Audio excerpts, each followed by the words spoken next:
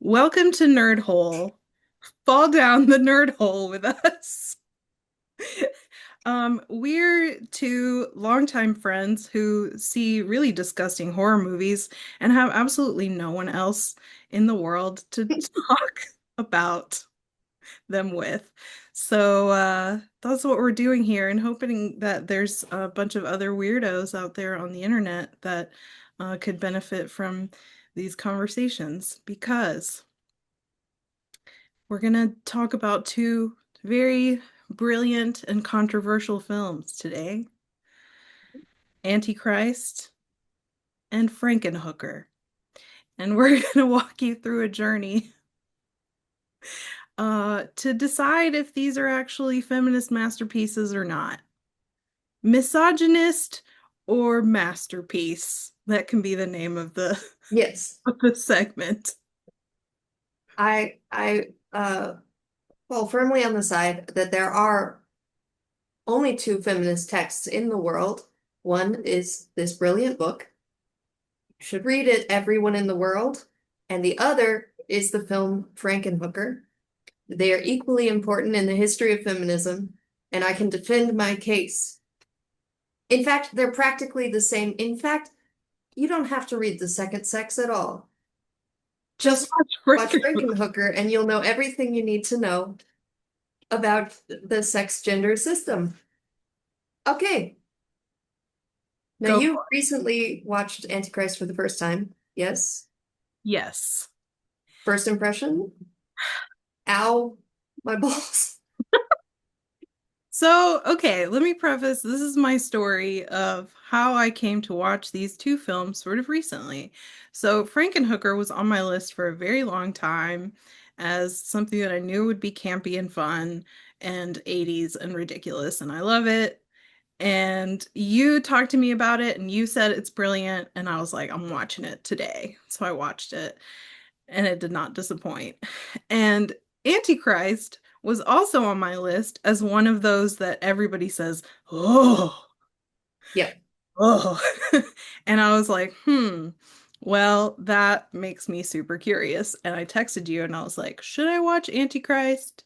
Is it worse than Martyrs? That's my scale. Is it worse than Martyrs? And you in fact said it's the worst thing I've ever seen, Mhm. and it made me almost throw up. Yep. And I Yes. was like, all right, I'm in. And and I love it. Yes, that too. Yes. I You also it's said that. it's the one film I can say I love. I think it's a masterpiece, it's a work of art, and I would never recommend it to anyone ever. And I never want to see it again. And it, yeah, almost made me throw up. Yeah. But it was deeply moving to me as well. So, you know, I did not react as strongly to it. I was not moved to almost throw up, although one scene did make me go, oh, oh, yeah, and we all know what that is. yep. We don't have to talk about it. And, and I would watch it again. In fact, I think it deserves to be watched more than once. Yes. I think it I has to be watched more than once. I actually have seen it twice. Okay. And in fact, I might have seen it twice in a row. So the Suspiria remake, uh, you know, Guadagnino? It's an Italian name. I can't pronounce anything. Anyway, Suspiria was another one of those films that I saw and almost threw up during the Olga pretzel scene, and then immediately rewatched it. So Antichrist was like that. It was like, I know there's something to this that I have to go ahead. Yeah, I gotta, yeah. It's a lot to digest. It's hard to digest when you're puking though. But yes, it's a lot. I agree. I think I finished it and I was like, should I just start it over right now? Because I feel like I need to grapple with what did I just watch. So then, of course, I took to the internet to see what other people thought about it. Um, and I feel like I need one more watch. Yes. So one, Antichrist is one of the first in the Depression trilogy, Yep. and I have not seen the second one, Melancholia, but I did watch Oh, Nymphomaniac. Have you seen Melancholia? yes. Okay. It's the somehow this is weird. Of the Depression trilogy, it is it's there's no gore in it at all. It's beautiful. And it's the kind of film that theoretically, you know, I'm not going to say Lars von Trier ever made a family film, but Melancholia is is all right. It you normal people who are not like us can watch Melancholia. But of the three in the trilogy, surprisingly, it's the one that I had the strongest reaction to. It was the most haunting. It Mm. was the most haunting, and it's hard to say of three of those, but yeah, it touches on something. It's the best film about depression, obviously, that I've ever seen. Um, Captures it perfectly. Depression as uh, a planet coming to crash into Earth. Yeah, It's so good. as it And does. Charlotte Gainsbourg is in it, and she's amazing as always. She's in all three. Hmm. Um, She I is. and I did not know All that right, you're Charlotte so. Gainsbourg was that the first one of the Lars von Trier's movies she was ever in was Yes. Antichrist. Because in my mind, she like is Lars von Trier. Yeah, that's But amazing. I she didn't realize you're right. Antichrist came out in about '09, right? And Melancholia was like 2011-ish, Yep. somewhere in there. So they were gonna cast somebody else. They were thinking about they had already cast Willem Dafoe, and she came out and was like, "I will do anything for this part. I want this part so badly." Yeah. And then she has said that she really felt like she was playing Lars, like a stand-in for Lars, which I absolutely see that now. So I don't know. I really appreciate the fact that she, I don't know, read the script or found out what was going to happen in it and was like, that's got to be me. Yes. Which is so strange. In Melancholia, she is the, yes, anxious, but she's the voice of reason to Kirsten Dunst is the, I guess, stand-in for Lars. She is representing, she is embodying depression. Um, it was too good. We've talked about this. He's too good at what he does. You know, Yes. that's the problem. So, And she has also said, I found out, that she was nervous about Antichrist, about her performance in Antichrist, because she has never personally experienced anxiety or panic attacks. I mean, anxiety to a, you know, disordered level.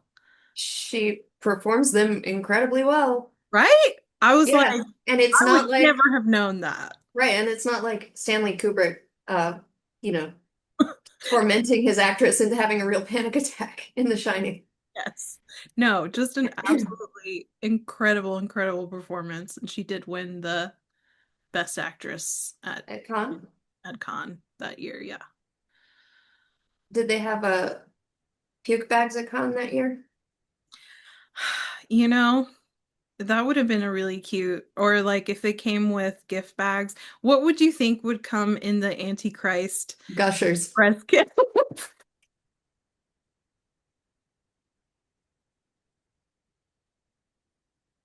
I didn't say that. Oh my God, I'm turning so red because that's the most brilliant thing. Okay, there's no topping that. Moving on. Yes, that is it. It's just a little black bag with gushers in it. That's what you need. Oh, I love That's it. wrong. I'm sorry. We've got, well, should we show off our accessories for this conversation? Oh, yes, because we dressed accordingly. We did. What have you got here? I've got my Lilith t-shirt. And I've got Jesus. We've got all our bases covered. Because, I am a Christian, yes, but I'm of the opinion that Jesus was radically feminist. And so, because, the novel idea of like, hey, don't stone that woman for adultery. Try that, guys. Yeah, like uh, he without sin cast the first stone because I believe that the first sin of Adam in the garden was not, in fact, eating the fruit of the tree of the knowledge of good and evil. It was turning around and pointing to Eve and saying, "She made me do it." That was Adam's first sin. So the men are about to commit that sin again, where they're about to stone a woman who the adultery takes two, and apparently she had been blamed. The men were pointing the finger at her again, and Jesus said, "No, this stops here." So there is this idea of the curses, and that Jesus is like the end of the curses of the Garden of Eden, which is important to Antichrist because the woods that they're in, Eden, Eden. right? Yes. Yes. And to me, it gets to the heart of the horror of internalized misogyny all the way back because like being raised religious, it's hard not to have internalized misogyny unless I reread it all, in a different light. You got to do a lot of reading between the lines, deconstructing the text to figure out why, how Christianity can be actually liberating if you're female. But I No. found the most interesting thing about a translation of Genesis 3:16, and this is related to this movie somehow. And it was about how in the original King James, you know, so Adam and Eve, the man and the woman, or in the movie, they're just he and she, right? So it's supposed to be like the primordial original couple, as well as just these people who are going through grief together. It works on so many levels. It's a great movie about grief, the horror of grief and guilt. But anyway, in the original King James, the punishment for Eve, aside from pain in childbirth and increased conception and all that stuff. Okay. There's a part where it says that your desire shall be to your husband and he shall rule over you. So a lot of misogynists take that to be like, see, get back in the kitchen. When you're But in talking the about, English Standard Version, came out in 2001, and it had a similar translation. But then in 2016, they snuck a little change in there for Genesis 3:16 that is fascinating and crazy. And the change is rather than your desire shall be to your husband, it says your desire shall be contrary to your husband, but he shall rule over you. So they changed and to but, and they went from to your husband to contrary to. So it goes from like desire as in like, I think like a platonic thing. You were once one, so there was only love, no desire. Desire implies lack. So Eve was yearning for Adam. That was part of her punishment. And then having to listen to that moron was also part of her punishment. But that's the point is though, that changes everything. They changed it back finally this year to the original translation. But you see, words matter mm-hmm, they because did. a lot of people read it that way. Like that that irreconcilable battle of wills, and he shall rule over you, you know. Yeah. But And how does this apply to Antichrist? Because we're dealing with archetypes. And that's why I brought not only Simone de Beauvoir, but I brought this book, the straight mind. The Straight Mind, about how heterosexuality is broken, because thematically very similar. Antichrist is basically heterosexuality is broken in the movie.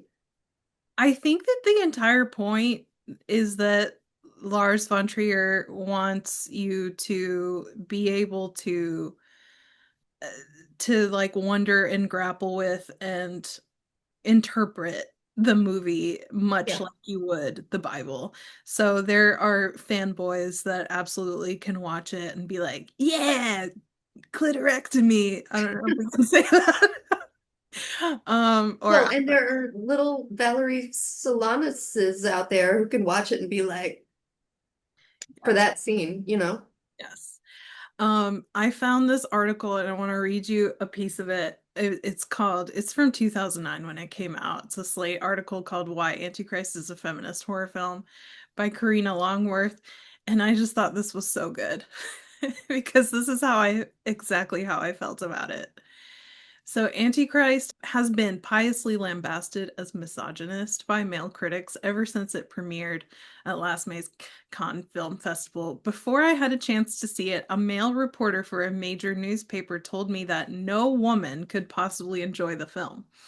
I'm sure he meant this as a critique of Antichrist graphic sexual violence, most notably male and female genital mutilation, both performed by Gainsbourg's unnamed gynocide researcher, but not as critique of us hypersensitive women folks' inability to read allegory. Mhm. But after I saw the film a few days later, it was hard not to take offense at the reflexive gender assumption. And then it says, a lot of the most negative writings on Antichrist apply a superficial knee-jerk reading to an incredibly complicated film in order to get to the conclusion that it's not safe for viewing by anyone, but particularly women. I wonder how the common effort to protect all of us delicate female flowers, whether from the ego bruising of criticism or the potential psychological damage of bearing witness to a movie clitorectomy, doesn't qualify as its own kind of misogyny. Okay, see, boom. Okay. Living in a female body is, as we have discussed, body horror. It Yeah. is gore. All right.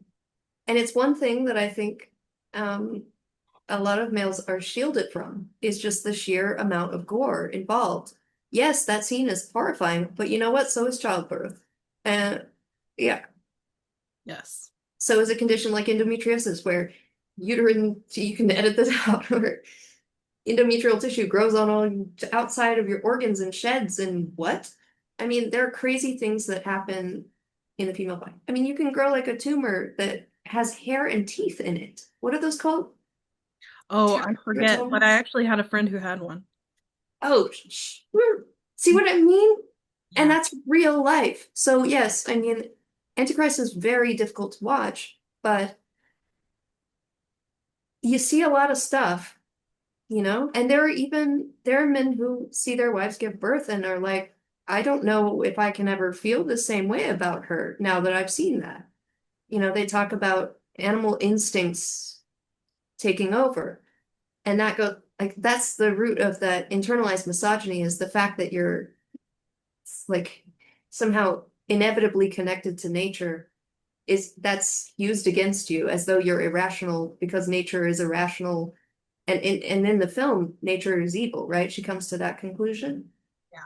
that It's that we Satan. live in a it's what? Satan's church? Is that what she says? Nature is Satan's church. Yeah, exactly. Ugh.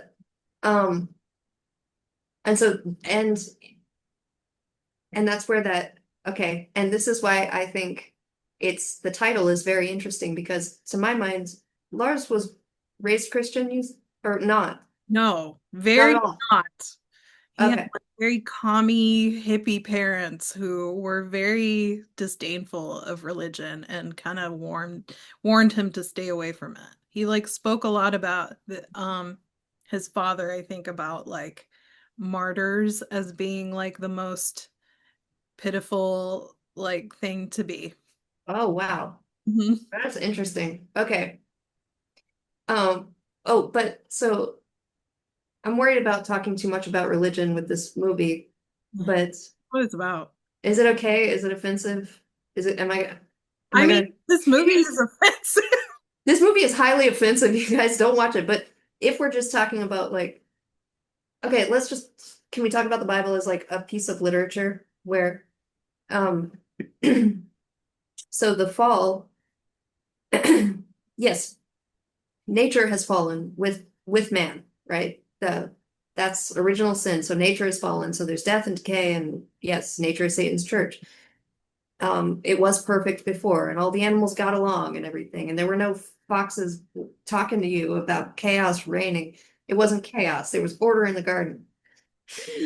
So, but the idea is that original sin reigns until Jesus, and then Jesus somehow is the beginning of like the defeat of evil and wiping away the original sin, because the original sin is now forgiven, and so we're coming back around. So the title of the film, Antichrist, is like, what if there is no redemption arc? So and I think in terms of depression, the guilt that you can experience in depression that has no end, that vortex of no hope at all, Yeah. is that there's no. Do you remember the scene in Buffy where the Wishverse, Mm-hmm. where Giles uh, smashes the amulet, Anya's amulet, and she's a demon and she's saying, how do you know that the other world is any better than this one? And he says, because it has to be. And they go back to their other universe, you know? Depression deprives you of that idea that there is another world that's better than this one. And Antichrist captures it perfectly. Perfectly. Hopelessness. Do you know what I read today? I wonder if you know this. That originally, like the original like twist in Antichrist, what it was supposed to be. Have you heard this? Okay. No. So apparently, Lars Von Trier started writing this, and the original idea for the movie, like that you find out at the end, is that Satan actually created the world, not God. But the publicist for the Whoa. movie, right, let it out and like told the press. And Lars was so pissed off that he went back and took like 2 more years and completely rewrote it. He was like, "You just ruined it." But isn't that interesting just to know Yes. that that was the seed Yes. for the film that we now have? I think it makes so much sense. It does. It does. Because I mean, that's also something that one would think in a deep depression. Yeah, That absolutely. this the origin of all of this must be wicked because it's all terrible. Yes. Because depression is very like anti-life in general condition. You are Yeah. floating away on an ocean far away from any form of life or possibility. So that would make perfect sense. But in Frankenhooker, on the other hand, no, okay, wait. Do, would you, because I said I can't in good conscience recommend Antichrist to anybody. Can you? Yes. Okay. With caveats, right? Like I would so say see Martyrs as a if you can make it through Martyrs, that's a good I think Martyrs is worse. I know you said you thought this was worse than Martyrs. the original or the remake. The original. I have not The seen. original. Oh yeah. I don't think I saw the remake either. Oh, the original. Ooh, it wasn't that scene because I was prepared for that scene because of Buffy, because of Warren in the woods. Oh, because the flaying. We're talking about the Actually scared the hell out of me. and No, then the you hell play it in the opening in the last time for like every single exactly. And I was episode. like, please don't It's like rip, stop. Stop. rip. It's like the Hulk breaking out of his clothes, except it's Warren coming out of his skin. No, Ugh. for But me it it was was the helmet in Martyrs. The helmet scene got me Mhm. bad. Taking off the helmet. No, can't do it. Do you think that okay, so spoilers. If you haven't seen Antichrist and you're watching Yeah. this video, I don't understand you. So go watch Antichrist real quick and then come back. Um, but do you think because at the end we see kind of a retelling of the first scene in the movie, which is when their child Yes. like jumps out the window basically accidentally. Um, the whole point is they are distracted having sex, and the child comes out of the crib and opens the window, and oh, it's pretty and it's snowing, and he falls out the window to his death. In the end, you see kind of a retelling of this where she has actually noticed that the child is getting out of bed, that she's not distracted, but that she's letting it happen anyway. Yes. Did you interpret that as actually having happened? Like, do you think she let it happen or not? See, that's the thing. I'm not even sure about the shoes on backwards. But I remember you saying to me, like, of course she thinks all women are evil because she is, you know? And it's but that is the question. Is she, or is this in her mind? Yeah. That that her conclusion finally to solve the problem of being a woman is to just go ahead and say, yep, you're right. It is all my fault. I brought death into this world. Because Yes. that's the curse of Eden, is that the woman listening to the snake and eating the apple brings death into the world. It didn't exist before. And so she's like, yep, I did it. Yeah. She says, I think I there's am become so much death. there's so much textual evidence like in the movie for the fact that she was not actually aware. Like she says in the beginning, it's my fault because I knew that he would sometimes get up and wander. Yeah. It's my fault because I should have known better, right? Like mothers already kind of have this innate like sense of responsibility that fathers tend not to have around like if something bad happens, well, I should have done better. I should have been there. I'm the one that, is protecting like this child from certain death. And I absolutely had the same reading that towards the end, this is just the way in which she has rewritten history to represent how she feels about the death. But every other take I've seen is, oh, at the end you find out she was evil all along and she really did want her child to die and she had all this guilt because she didn't want to be a mother in the first place. If that were the case, then that leads to a whole other story being told about gender where she is telling her therapist husband the truth and he's not listening to her. And he's trying to make abstractions out of concrete things that she's saying. She's saying, it is my fault. It's all my fault.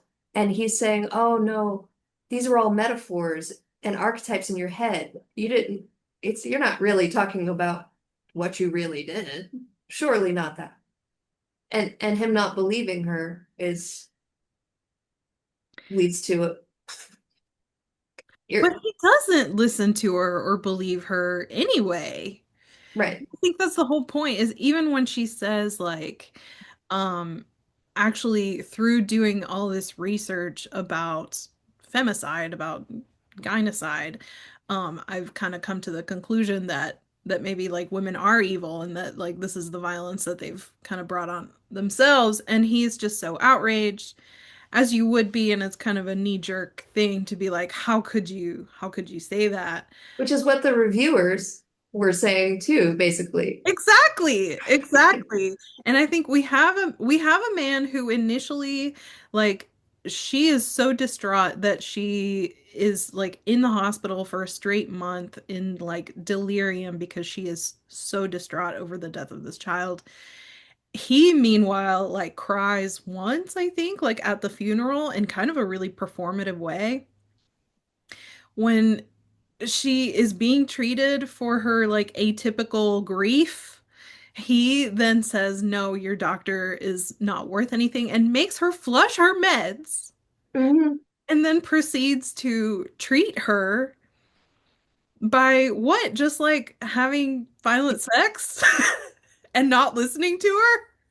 Like you do, I mean, it's And then Victorian by treatments for strangling hysteria, right? her. And then by Yeah. killing her at the end. That is the other part. Is Yeah. he flushed her meds. She went crazy and did a bunch of crazy stuff. I As love your initial review was the moral of the story is don't flush your psych meds. don't flush your side. That's Simply the moral put. of the story. Don't do that. Don't do that. As someone who takes psych meds, let Yeah. me tell you, if you have No. a partner who is saying you don't need those, run Yeah. because you're gonna end up with their hands around your neck, whether metaphorically or in reality. Yes, and foxes will talk to you. Did you know that's actually Willem Dafoe's real voice? So, okay, are we going to talk about what's not real of Willem Dafoe's? I think we should if we're having this feminist discussion, then I think that we I should. think you should get the direct quote from Lars. Hold on, I have to pull it up. I have to pull it up because I have to find it. Okay, here it is. Here it is. Okay, so for people who don't know, there is uh full frontal male nudity in this film and some like close-ups of intercourse. Um Willem Dafoe famously wanted to use his own body, um, but they used porn actors as stand-ins for the more graphic scenes involving genitals because Von Trier said that they could not use Willem Dafoe's member because Bangers and mash. it was too big to fit on the big screen. Oh no, hold on. No, hold on. Let me cut this out. The interviewer amused asked if it was too big to fit onto the screen. No, Von Trier clarified. Too big because everybody got very confused when they saw it. It was too big, it seems, to fit into the human imagination. Is what is this The human imagination. is what it says in this article. Okay. That wasn't Von Trier. Okay. Confusingly large. Confusingly too big because everybody got very confused when they saw it. It was Confused, right? confusingly large. Yes. Confused. Yeah. I think that's really, really funny. Like, really Yes, it is. funny. And then another thing I found out since we're just blaspheming all over the place, because Apparently. Willem Dafoe was also, he played Jesus in Yes, he did in the Last Temptation, Scorsese's. Was that Scorsese? I think so. I think so.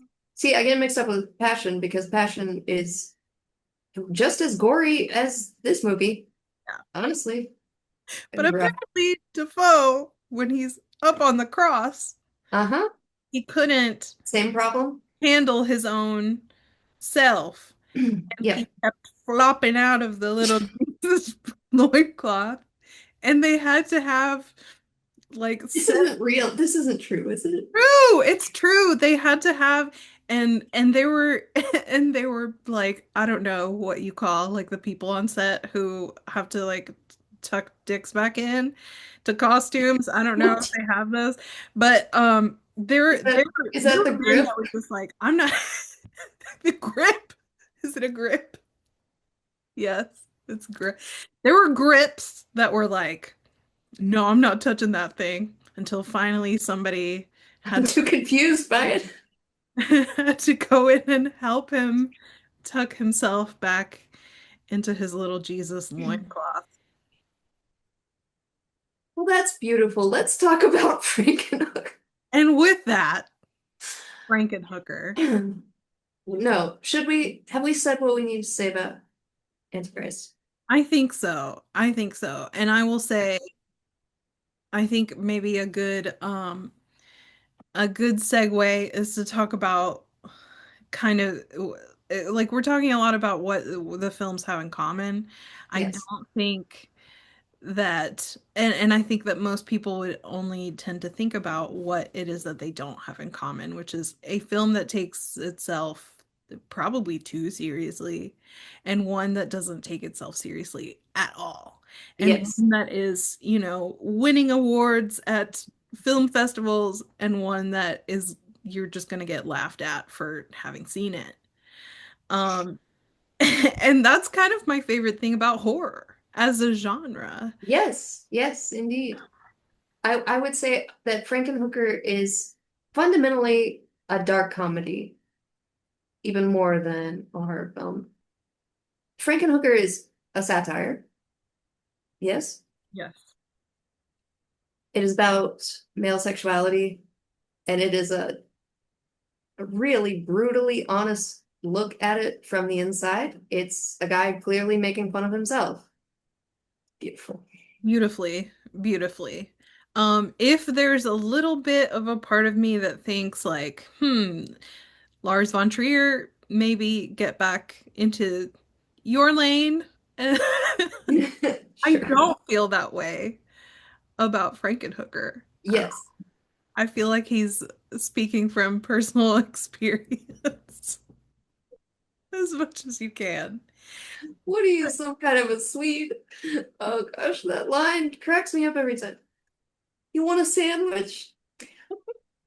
Frankenhooker, yeah, it's a cult film for a reason. It's called classic because it is so infinitely quotable. I mean, even in the opening sequence, it's the newscaster when she says that this was once a beautiful young girl and is now what a salad, and that salad was once called Elizabeth. You remember when the girlfriend, okay, the girlfriend gets run over by an automatic lawnmower, right? In the very beginning, that this nerd has invented this automatic lawnmower and it kills his girlfriend and scatters her body parts all over the yard. And then she's referred to on the newscast as a salad once called Elizabeth. Yeah.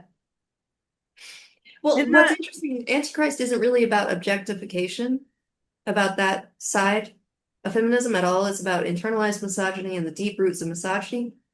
Frankenhooker is entirely, even from the salad called Elizabeth, about woman as objects. yes. Very clearly, even down to the horrible special effects in the scene at the brothel, where you can just tell it's mannequin parts. It's Yeah. parts. And that's kind of my favorite thing about it is I honestly don't think that I think that that is part of the brilliance of it because I don't think it would have taken that much more budget to like do it in latex and put like some better looking blood or something in it. I think the entire point is that you have the love of his life who he's so obsessed with. He has like pictures of her surrounding like all of his living area. um and then he is rebuilding her body with like pieces of sex workers. Yes. And the fact that he's taking like, oh, I like this, ooh, these are nice legs, and oh, these are nice boobs, and like piecing the love of his life together in that way. It's just such a scathing commentary on the way men even have loving relationships with women, let alone how we treat women who are sex workers. But like Right. even women who, supposedly, because like Elizabeth is his fiance, right? Not just his girlfriend. Like they were, Right. Yeah, I forgot. His fiance. And what's weird is that he is so once he does well, we'll go into the super crack and the exploding guinea pig, which is my favorite thing ever. I mean, that's I don't appreciate animal cruelty, but it's clearly a fake. It's like a teddy bear that it's great. And the super crack is hilarious, but that's not the point. You remember when I haven't seen it in a long time, but he puts all the body parts together and then he brings her back in the nod to old Frankenstein lightning. yes. And it's her personality's not there because duh, her personality is now some kind of parody of a sex worker. You want to date? You want to date? It's all she can say. It his fiance is not in there. And it's like, whoa, lo and behold, when you're that shallow that all you want is pieces of somebody, yeah, the person you loved is not going to be in there. You can't you can't have it both ways. You know, you can't have your cake and explode your hookers too. Edit that out, please. No. Okay, fine. No, that's amazing. And then obviously I think like the final Mhm. like no doubt in my mind that Frankenhooker is extremely feminist, more so even than like Jennifer's Body that I had to, think about a little bit more in order to get on board with it. Yeah, Despite the fact that it was directed and written by women, like Frankenhooker, yeah, the fact that at the end, his ultimate punishment for being the like irresponsible, murderous, like horrible human being that he is being confined to living life in a woman's body. yeah. And it is the most horrifying thing that could ever happen to him. What he put his fiance through is now his punishment, and it's so beautiful. I just, Yes. I love it. Yes.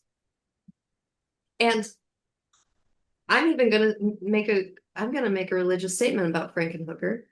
And my personal religious beliefs is that part of like when this is just me, ignore this, you can edit this out. You can just don't listen to this.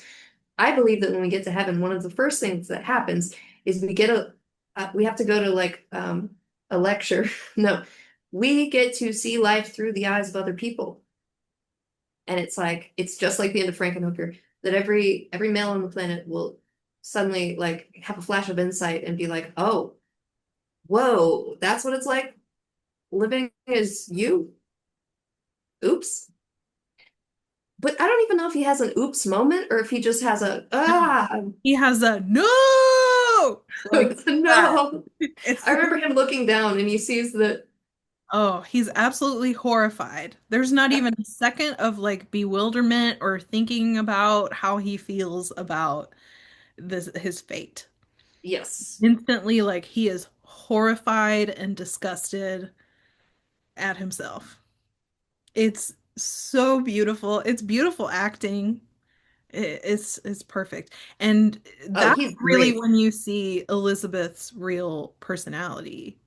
Like Yes. the lingering pieces of Elizabeth's personality is when she's telling him, oh so sweetly, "Oh, darling, I brought you back just like you did me, and we get to be together now." We can be together. And what would be so wrong with them being together? They make a lovely couple the way that they are. A Franken couple. You know what's another thing that I just want to talk about because as people who are interested in things that are messed up, Yes. you would know about this too. So there's a lot of parallels, I thought, between what is actually happening in Frankenhooker and the crimes of Jeffrey Dahmer.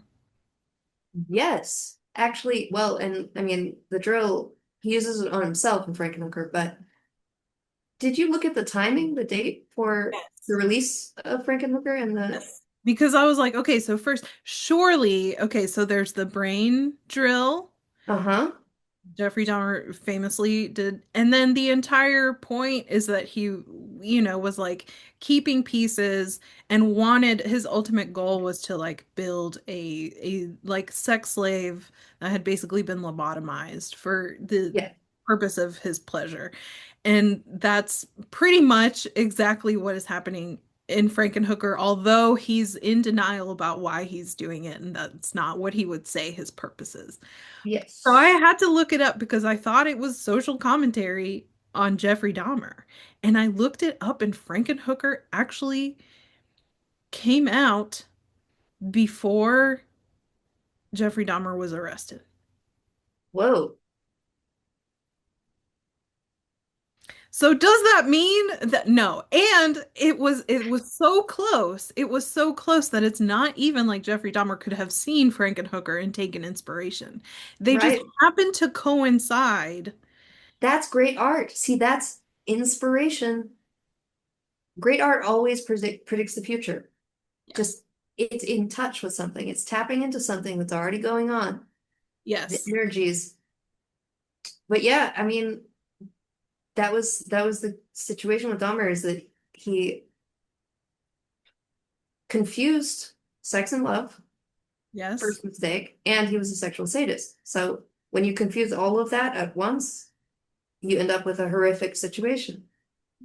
Um, should we say something about how uh we actually love horror films because we are quite disturbed and disgusted by the real world, and that this is a way of managing the fear of the real world? I mean, I think that is a one of the things I think that's a great conversation to have, in particular as a part of the discussion of these two movies, because you get a lot of there's all this question of like elevated horror. Yeah. And there's some movies that have like the prestige and the artistry behind them that if you like, elevated horror movies, then at least you're not such a degenerate, which you can't Right. really say when you when you are watching Antichrist, but at least like okay, it's a great piece of art. Whereas with a movie like Frankenhooker, no one is talking about the great piece of art that it is and how many parallels really there are. Um, but like that's the brilliant thing about horror is that like the reason why you watch horror and the reason why there's so many variances in the like quality and scope is because it's as large as the scope of human fear. Yes. Yes, indeed. I just, and we were having this conversation the other day, but I'll say it again. I think it's so easy to, we were talking about how comedy and horror are so much alike in the way that they are so subjective. What I think is really horrifying, what I think is really frightening is going to be completely different from what somebody else thinks. Um, Same with comedy, like what actually makes you laugh is incredibly individual. And both are involuntary responses. Fear and laughter, Yes. you're not thinking through that. It either scares you or it doesn't, it either makes you laugh or it doesn't. Right? Yes. And I think because of those things, comedy and horror are also seen as like the lesser genres in art because they seek to elicit an involuntary physical response like porn. Yes, but you brought up an interesting point the other day where you said there is such a thing as emotional porn. That Yes, certain kinds of drama might as well be porn because they're intended to elicit tears and emotional catharsis and all of that. yes. Like you can't tell me that My Heart Will Go On from Titanic once the first little tin whistle notes of that song, that that's emotional pornography. It is trying to elicit tears. I It's was specifically referencing, and fans of the show come at me.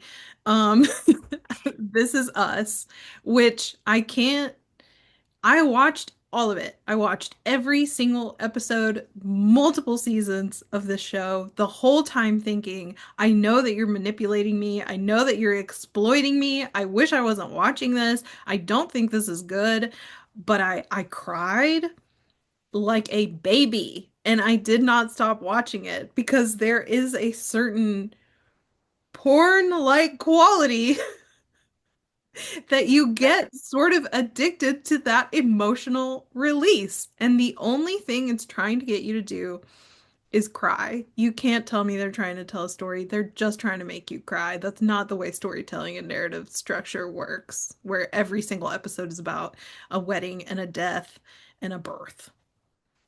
right. And actually, I was thinking about how, sorry, we have to talk about Buffy for a second. Joss kind of said that the episode of Men's in season 3 of Buffy, the very special Christmas episode, that he was actually trying to do that, that he used Buffy in ways to work out different styles of storytelling with the different types of episodes, and that was his emotional porn episode. Magical snowfall, saves the day, the scene on the hilltop, that he was intentionally doing that. It was a commentary on that.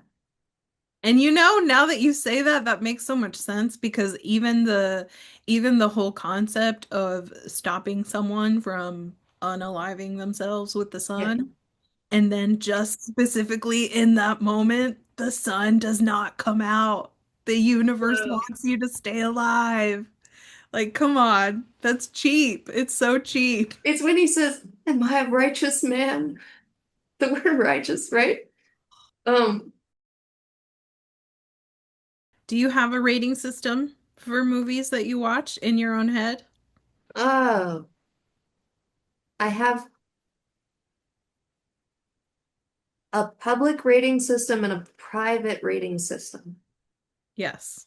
Okay, so like in my public rating system, Cabin in the Woods is a pretty good movie.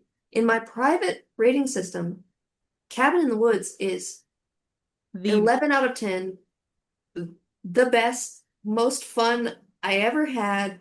I watch it all the time. It's the movie that is like, it is saved on a device so that if the power goes out, I can watch Cabin in the Woods 3 times in a row because I'll do it. yeah. It's hysterical to me. Never gets old. But is it that great?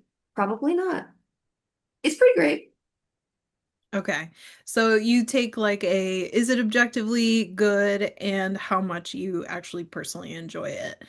I kind Right. of do the same thing and I try to meet them in the middle. I try to say Okay. like if even if it's a terrible movie, but I really, really enjoyed it, I'll be like, that's worth watching. If it was entertaining, it made me feel something.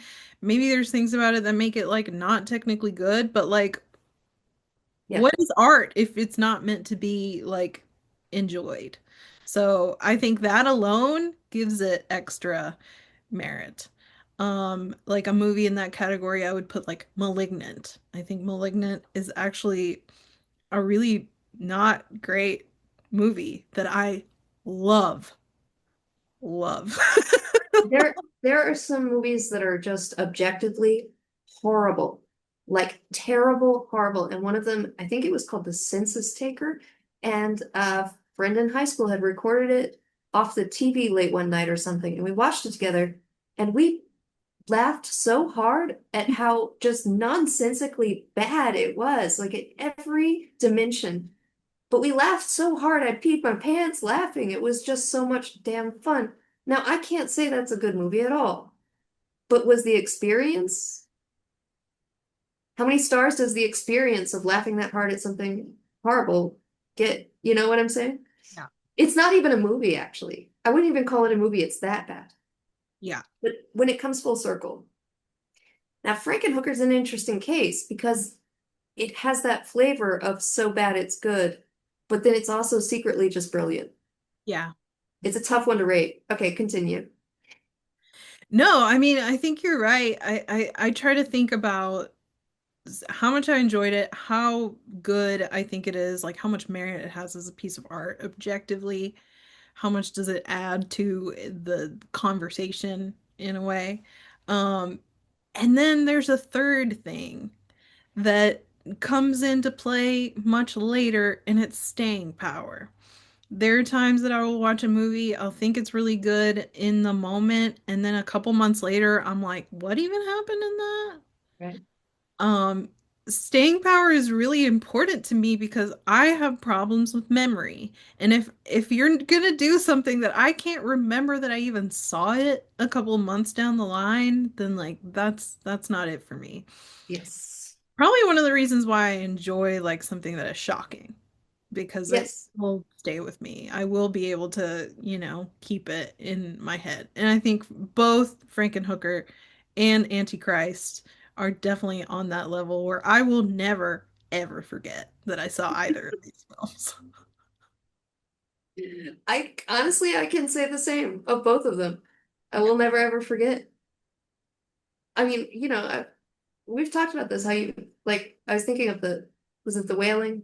Was that the one with the shaman scene? You remember the shaman scene in that movie? It's so gorgeous, right? And so when people ask for a horror film recommendation, I want to go for that 'cause that's classy. That's Yeah. classy. But the truth is that the,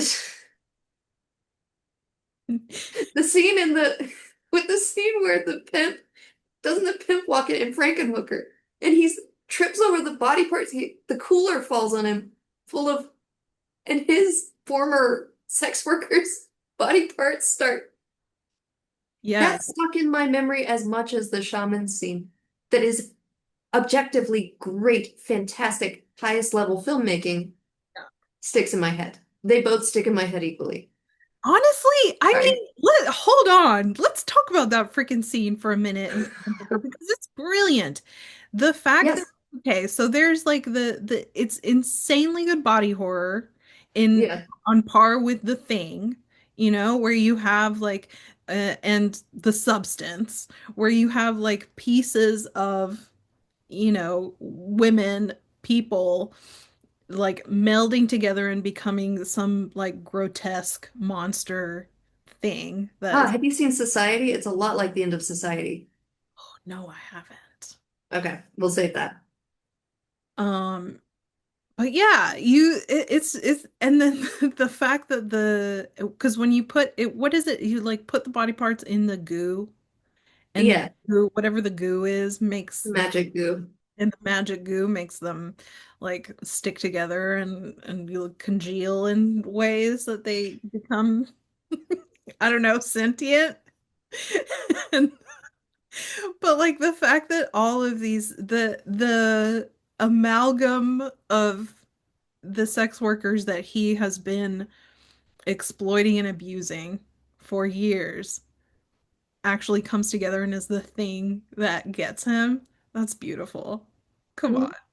I mean, it's really a revolution. It's yeah, It's a revolution. It's sex community workers of the building. world unite, except it's Yes. sex workers of the cooler. Sex With workers is the cooler. the magic Literally unite literally and take down the boss. and Because take down. these are the two oldest professions, right? Yes. First there was sex work, and then came the pimps.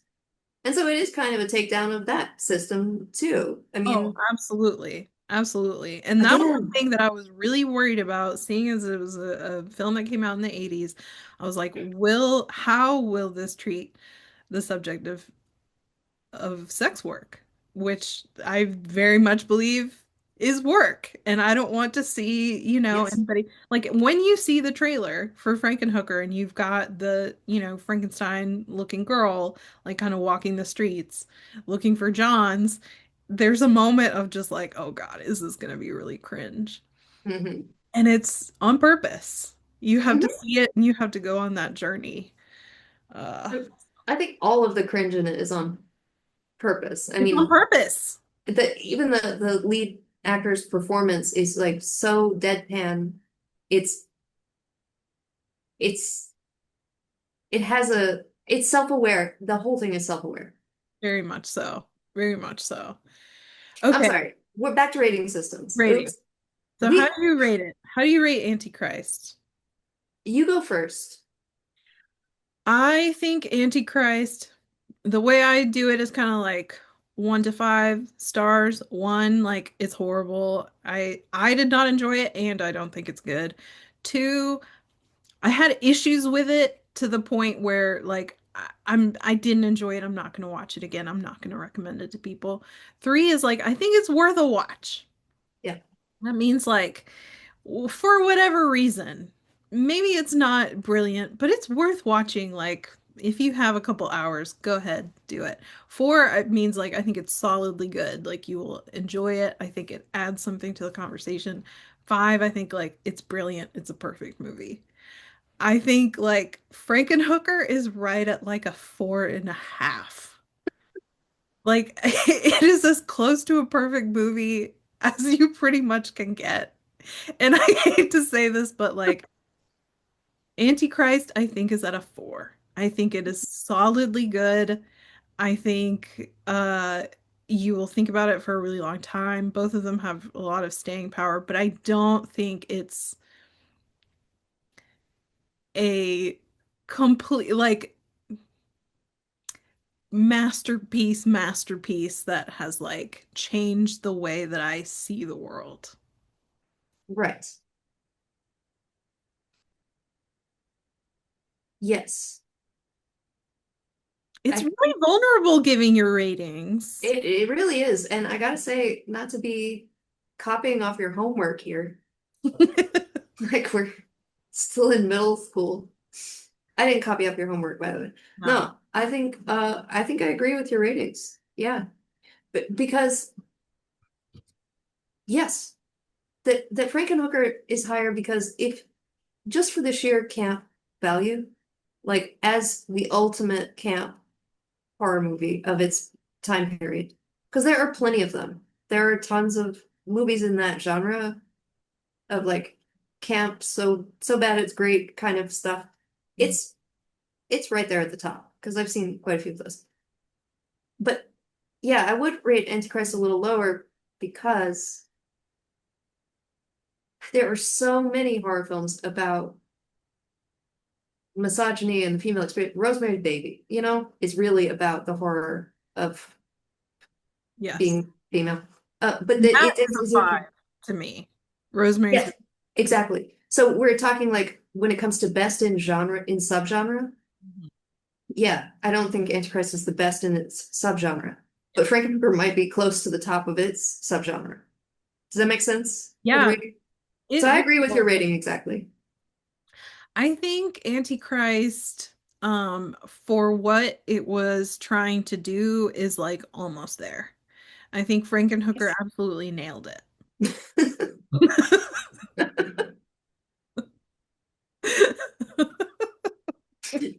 It drilled it. It drilled it. Also a drilling scene in Antichrist. Oh, wait, it's been so long and I might have looked. Oh, whoa, the leg? The The leg. leg. Oh, gosh, I can't even think about the leg. The leg. And she's like sticks her finger in the drill hole and everything. And isn't it an actual millstone? Yes. Yes. That's interesting because again, with the biblical, I know Lars thought of this. That there's Oh, that bit in the Bible about like if you lead a little one astray, you might as well have a millstone around your neck and be thrown into the sea or whatever. Of course, it's a millstone. Like you could just see his little touches of references oh yeah. sprinkled throughout. There are probably literary references that you know, Hmm. if you want to go through and rewatch it with that in mind, just go ahead. But that's hard to watch. It is. It None is. of the violence in Frankenhooker is realistic enough to be upsetting whatsoever. Mm. There's it's like Gremlins, It's like You can very see, obviously. yes, they're the mannequin parts are flying. It's not upsetting in any way. In Antichrist, it's hyper realistic. There's Yes. close-ups of really just really painful looking things. Hmm. It will absolutely turn your stomach. It is not for the faint of heart and stomach. No, the only thing that I have seen that's close is the scene in Suspiria remake with the where the dancer gets pretzeled. And Olga's scene. It goes on way too long and you're just right there in it. It's not, it's, there's no mercy. Okay. The brutality is just, yeah, yeah. oh gosh, I'm gonna shut up, but Joanne, the original Grudge, when I was thinking about like where the camera doesn't look away, where you think you're gonna get a break. And in terms of gore, Antichrist is that. You don't look away, you don't get, he's not gonna. And I was thinking the very end, the stair scene in Joanne, where she's Kalka's coming down the stairs, and you keep thinking, certainly we're not just gonna hold on this shot until she's here, Yeah. like right here. And then there's that weird sound effect. You're bringing in the theremin too, and you're not gonna look away from her face. You're not gonna let me. Unrelenting Yes. terror. Yes. But yes, Antichrist is unrelenting pain. You will suffer with them. If you watch this movie, you will suffer. It's suffering. I think that's one thing it absolutely captures so well. Yes. We just keep talking about it again and again. The performances are just The performances are unbelievable. Absolutely just worth a masterclass in acting on both their parts. And they're carrying so much. They're carrying like the archetypes of like man and the woman, world, the world, and they just pull it off so beautifully. Uh, yeah, yeah. except for Willem's member. It was confusingly large, Yeah, not pictured. not pictured. Keep it in your pants, Willem, if you Keep it in can. your loincloth. If you can find pants big enough. Circus tent pants, Willem Dafoe. All right, that's enough. That's enough. I think we've said all we need to say. Okay, do we have a way of parting with the internet? Thank you for falling down the nerd hole with us. We'll catch you on the next one.